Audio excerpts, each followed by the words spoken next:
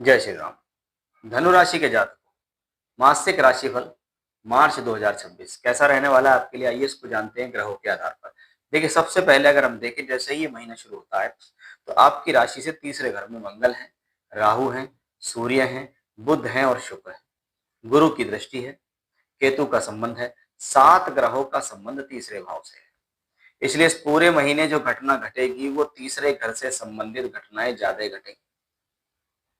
यानी तीसरे घर को अगर मोटे तौर पे कहो तो टूर, ट्रैवलिंग, यात्रा, एक्सपोर्ट इंपोर्ट, आना जाना, छोटे भाई बहन, मित्र, ट्रैवलिंग्स, ये सब तीसरे घर में होता है। तो सबसे पहली बात क्या है कि राशि का मालिक गुरु तीसरे घर को देख रहा है।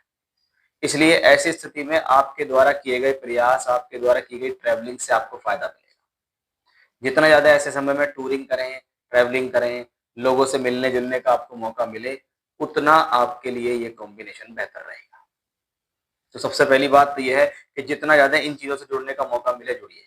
Third house, house of communications, कि ये कम्युनिकेशंस का भाव है, इसमें अधिकतर ग्रहों का संबंध है, यानी कम्युनिकेशन से मिलने का फायदा। अब कम्युनिकेशन प्रिंट मीडिया है या इलेक्ट्रॉनिक मीडिया है, ये कम्युनिकेशंस है। सोशल मीडिया है, ये कम्युनिकेशंस है। YouTube, Facebook, Instagram, digital marketing, ये सब कुछ कहा, ये थर्ड हाउस, कि जितना अपने काम से संबंधित इन चीजों को जोड़ेंगे तो फायदा। या ऑलरेडी इन फील्ड से संबंधित जुड़ के काम कर रहे हैं, आप सेल्स में काम कर रहे हैं, आप मार्केटिंग में काम कर रहे हैं, आप पब्लिक डीलिंग में काम कर रहे हैं, आपका कम्युनिकेशंस बहुत ज्यादा है, आप लोगों से मिलना जुलना आपका बहुत ज्यादा होता है, तो ऐसे फील्ड से जुड़कर आपको यहाँ लाभ मिलने की उम्मीद दिखती है। ऐसे में बहुत बार मित्रों के सहयोग से कोई काम हो जाता है, छोटे भाई बहनों के सहयोग से कोई काम होता है। मंगल वहां बैठा है, एजुकेशनली कहीं बाहर जाने का मौका, बहुत बार कोई एग्जाम देने के लिए चले गए या कोई एडमिशन आपका हो गया, उसके हिसाब से मंगल है। भाग्य का मालिक सूर्य वहां बैठा है, तो भाग्य बनाने के लिए घर से दूर जाना या इनसे संबंधित यात्राएं करना, ये भी यहाँ से दिखता है।